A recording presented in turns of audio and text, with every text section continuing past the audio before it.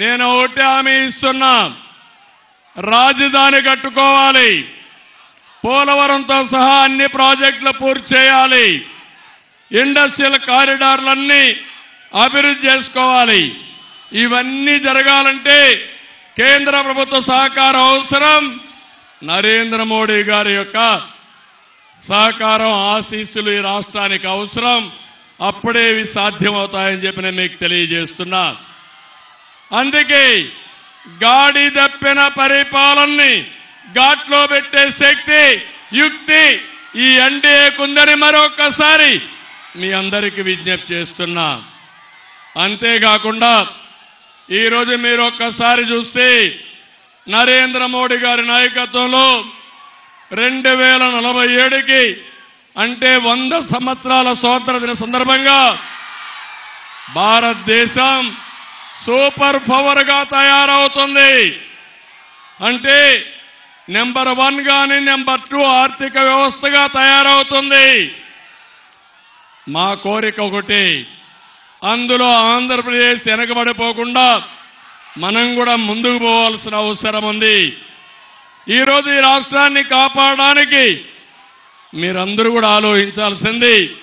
నేను ఒకే ఒక విషయం మిమ్మల్ని కోరుతున్నా, జగన్మోహన్ రెడ్డి గొడ్డల వేటుకు బలిగానోళ్ళు ఎవరన్నా ఉన్నారా తమ్ముళ్ళు అని మిమ్మల్ని అడుగుతున్నా. రైతులు మిమ్మల్ని అడుగుతున్నా ఒక మాట, ఏ రైతైనా బాగున్నాడా అని మిమ్మల్ని అడుగుతున్నా. గిట్టుబాటు ధర వస్తా ఉందా అని మిమ్మల్ని అడుగుతున్నా. కాలువల్లో పూడికి తీశారా అని మిమ్మల్ని అడుగుతున్నా. వరదలు వస్తే సహాయం చేశారా అని మిమ్మల్ని అడుగుతున్నా.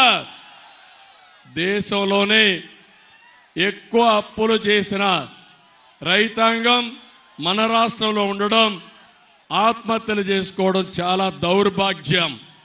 మా తమ్ముళ్ళు యువత ఉన్నారు ఇక్కడ. ఏం తమ్ముళ్ళు, ఉద్యోగాలు వచ్చాయా మీకు? వస్తాయని నమ్మకం ఉందా మీకు? డిఎస్సీ పెట్టాడా మీకు? జాబ్ క్యాలెండర్ ఇచ్చాడా మీకు? పెట్టుబడులు వచ్చాయా ఈ రాష్ట్రానికి? మళ్ళీ జాబు రావాలంటే మేము రావాలి. జాబు రావాలంటే కూటమి గెలవాలి, ఎన్డీఏ రావాలి. అవునా కాదా? అందుకే మేము ఒక నిర్ణయం తీసుకున్నాం. ఎన్డీఏ వస్తానే మొదటి సంతకం మెగా డిఎస్సీ పైన పెడతామని చాలా స్పష్టంగా హామీ ఇచ్చాం.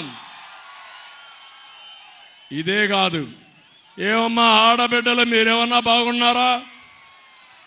ఎవరికైనా న్యాయం జరిగిందా మీకు? ధరలు పెరిగాయా లేదా? నిత్యావసర వస్తువులు ఆకాశాన్ని అంటుతున్నాయా లేదా? వంట గ్యాస్ పెరిగిందా లేదా? పెట్రోల్ డీజిల్ పెరిగిందా లేదా? కరెంటు ఛార్జీలు పెరిగాయా లేదా? 7 సంవత్సరాలు 5 సంవత్సరాలు కరెంటు ఛార్జీలు పెంచలేదు. బాధుడే బాధుడు. అందరూ ఇబ్బందుల్లో పడ్డాం. నేను అడుగుతున్నా, బీసీలకు ఏమన్నా పనులైనాయా అని అడుగుతున్నా. ఎస్సీలకు ఏమన్నా పనులైనాయా? ఎంత అహంకారం ఈ ముఖ్యమంత్రి కంటే, ఒక ఎమ్మెల్సీ డ్రైవర్ని చంపి డోర్ డెలివరీ పంపిస్తాడు. ఎస్సీలు ఆలోచించుకోవాలి. రేపు మళ్ళా ఈ గవర్నమెంట్కి సపోర్ట్ చేస్తే అందరినీ చంపి డోర్ డెలివరీ పంపించే దుర్మార్గుడు, విధ్వంసకారుడు ఈ జగన్మోహన్ రెడ్డి. ఈరోజు జగన్మోహన్ రెడ్డి ఒక మాట చెప్తున్నాడు, అందరినీ ఇబ్బంది పెట్టాడు. 2019 ముందు పాదయాత్ర వచ్చాడా లేదా? ఆ రోజు నేను అనుకోనుంటే ఒక్క అడుగు ముందేసేవాడు ఆ జగన్మోహన్ రెడ్డి అని అడుగుతున్నా. ఈరోజు పవన్ కళ్యాణ్ గారు విశాఖపట్నం పోతే తిరగనీయకుండా చేస్తారు. ఆయన హైదరాబాద్ నుంచి వస్తే రానీయకుండా చేస్తారు. మా జీవితంలో ఎప్పుడూ చూడనన్ని కేసులు పెట్టే పరిస్థితికి వచ్చారు. ఏం తమ్ముళ్ళు, బాంబులకే భయపడకపోతే కేసులకు భయపడతావా అని అడుగుతున్నా మిమ్మల్ని.